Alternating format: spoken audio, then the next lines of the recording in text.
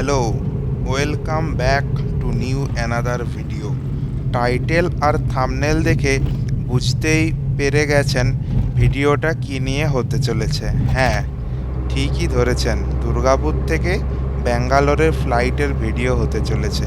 তো চলুন দেরি না করে গল্পের আকারে ব্যাপারটা বিস্তারে বলি। বাড়ি থেকে ঝটপট বেরিয়ে পড়লাম, খানিক আমি চালালাম, বাকি ড্রাইভার। এইভাবেই পৌঁছে গেলাম কাজী নজরুল এয়ারপোর্ট বা অন্ডাল, দুর্গাপুর, যেখানেই বলুন না কেন, সেই এয়ারপোর্ট দুর্গাপুর এয়ারপোর্ট। ফ্লাইটের টাইম ছিল 1:40। ডোমেস্টিক ফ্লাইট থাকার কারণে 2 ঘন্টা আগে পৌঁছালে বেশ ভালো হয়। Luggage drop, security check in, boarding pass collect, এই সমস্ত কাজগুলো স্মুথলি হয়ে যায়। যাই করুন আপনারা 40-50 মিনিট আগে থাকতে এসে চেক ইনটা করে নিন, তাহলে প্লেন আপনাকে না নিয়ে উড়বে না, এটুকু অ্যাসিওরেন্স দিতে পারি। এখন এই দুর্গাপুর এয়ারপোর্ট থেকেই ভারতের বিভিন্ন জায়গায় যাবার ফ্লাইট আপনারা পেয়ে যাবেন। ছোট্ট হলেও বেশ সুন্দর, আপনাদের প্রয়োজনীয় সমস্ত জিনিসপত্র এখান থেকে পেয়ে যাবেন। তো এরপর আমরা লাইন দেওয়া শুরু করলাম ফ্লাইটে ওঠার জন্য। সারপ্রাইজলি আরেকবার আমাদের ব্যাগগুলো চেক করা হয়েছিল। আমরা জানতে চাইলাম কেন, ওনারা জানালেন এটা সারপ্রাইজ ব্যাগ চেকিং। ওকে, নো প্রবলেম। চেক করার পর আমরা ফ্লাইটের দিকে এগোতে শুরু করলাম। আপনারা যারা জানতে চান যে প্রথমবার ফ্লাইটে যাচ্ছেন যে কী কী প্রসিডিওর, আমি তাদের উদ্দেশ্যে আরও একবার বলে দিই। টিকিট কাটার পর আপনারা ওয়েব চেক ইনটা বাড়িতেই করে নিন, এতে আপনাদের অনেকটা সময় বেঁচে যাবে। তারপর যেদিন আপনারা ফ্লাইট ধরবার জন্য আসছেন, এসে প্রথম কাজ হলো ব্যাগেজ ড্রপ করা। 15 কেজির একটা ব্যাগ আপনারা কার্গোতে দিতে পারবেন এবং 7 কেজির ব্যাগ আপনাদের সাথে নিয়ে যেতে পারবেন। দ্বিতীয় কাজ, এখানে এসে আপনাদের সমস্ত ইলেকট্রনিক্স জিনিসগুলো একটা প্লেটে রেখে দিতে হবে, ওখানে আপনাদের চেক হবে। তারপর আপনারা বোর্ডিং পাস কালেক্ট করে ফ্লাইটে উঠে যেতে পারেন। এটাই প্রসিডিওর।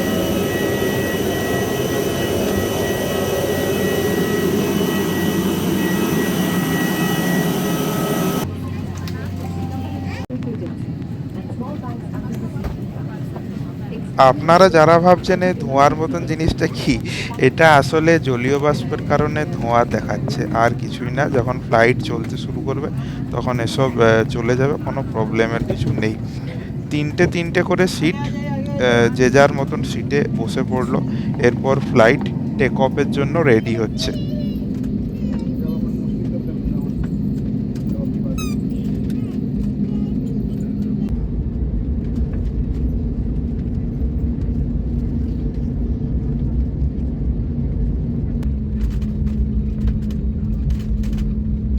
দুর্গাপুর এয়ারপোর্টে ফ্লাইট ওঠা এবং নামার যে রানওয়েটা, এটা ছোটোর জন্য ফ্লাইটটা খানিকটা এগিয়ে গিয়ে ইউটার্ন নিয়ে এখান থেকে মোটামুটি 2 কিলোমিটারের মতন দূরত্ব পাবে। সেজন্য এখান থেকে রেডি হচ্ছে টেক অফের জন্য।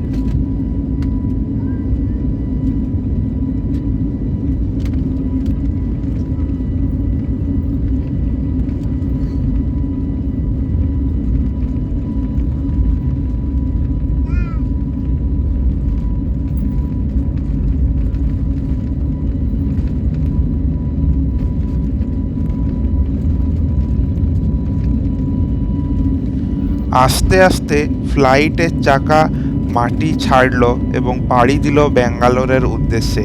এই মুহূর্তটা যতটা আনন্দদায়ক, ঠিক ততটাই দুঃখের। বারবার মনে হয় আবার কখন বাড়ি ফিরে আসবো এই পথ দিয়ে, কিন্তু যা হয় ভালোর জন্যেই হয়। আস্তে আস্তে ফ্লাইট উপরের দিকে উড়ে যেতে লাগলো। আপনারা দেখতে পাচ্ছেন ওই দূরে মেজিয়ার যারা জানেন এই জায়গাটা, এটা মেজিয়ার একটা পাওয়ার প্ল্যান্ট এবং যে নদীটা আপনারা দেখতে পাচ্ছেন এটা দুর্গাপুরের উপর দিয়ে বয়ে চলা দামোদর নদী।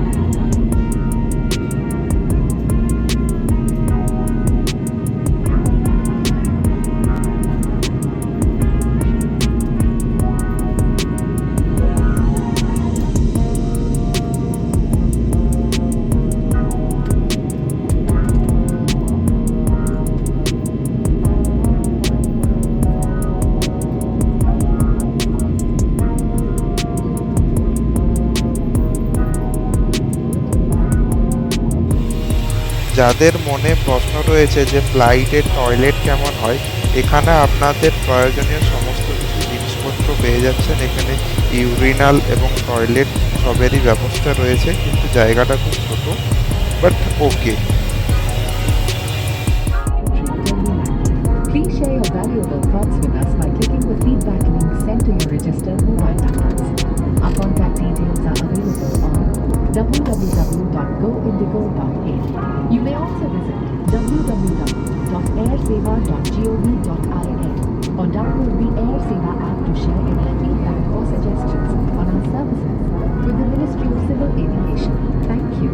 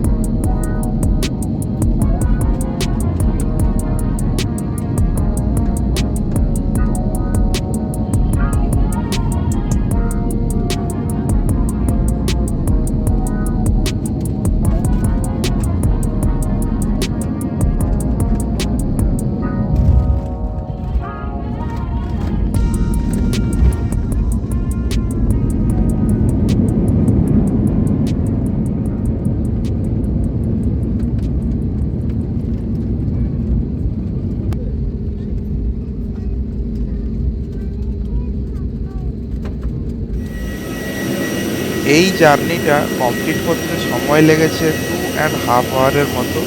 ব্যাঙ্গালোরে যখন ফ্লাইট ল্যান্ড করলো তখন সময় বিকেল 4:30 নিচে আমাদের জন্য ইন্ডিগোর বাস ওয়েট করছে।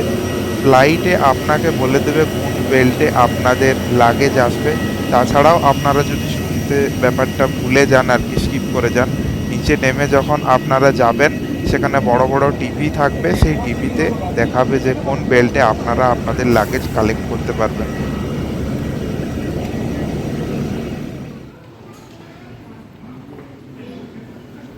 নিচে নেমে এসে আমি আমার ব্যাগটা কালেক্ট করলাম। এরপর ক্যাম্পেগৌড়া ইন্টারন্যাশনাল এয়ারপোর্ট থেকে বাইরে বেরিয়ে গেলাম। আমি যে জায়গাতে যাব সেখানে যেতে গেলে KIA 8 বাসে যাব। আপনারা একটু গুগল করে নিতে পারেন যে কোথায় যাচ্ছেন এবং তার জন্য কি বাস। তাছাড়াও যদি আমার তরফ থেকে কোনো হেল্প করা যায় আপনারা অবশ্যই কমেন্টে আপনাদের কোয়েরি জানাবেন। আমি আপনাদের কমেন্টের মাধ্যমে হেল্প করার চেষ্টা করব। আর ভিডিওটা কেমন লাগলো অবশ্যই জানাবেন। এই ছিল আমার দুর্গাপুর থেকে ব্যাঙ্গালোরে আসার ফ্লাইটের ভিডিও। Thank you.